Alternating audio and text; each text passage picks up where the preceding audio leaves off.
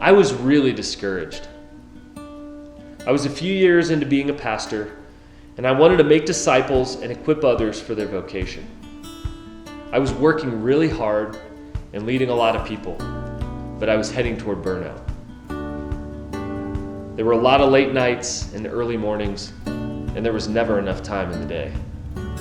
I was overwhelmed with methods and strategies.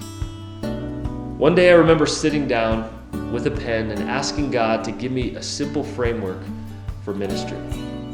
I was tired of waiting for the next silver bullet, conference, or strategy.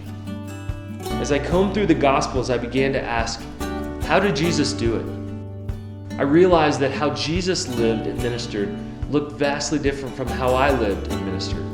From the haze of that season, God gave me a simple framework to partner with Him in ministry. And I call those principles guardrails. I could finally head in the right direction without taking a nosedive. I realized that structure is not the enemy of kingdom work.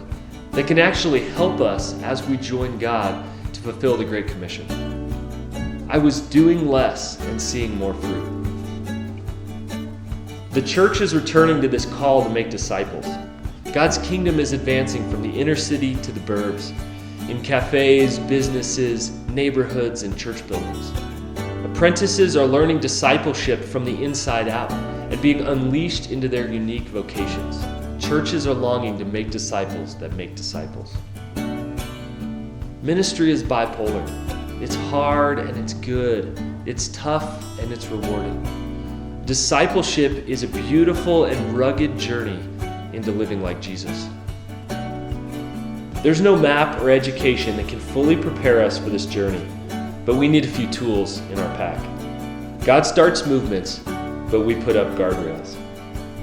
God invites us into the wilderness to partner with Him in restoring all things. My hope is that these principles can shape your story like they've shaped mine, that an exhausting ministry of addition can turn into a fruitful ministry of multiplying new disciples, leaders, and churches.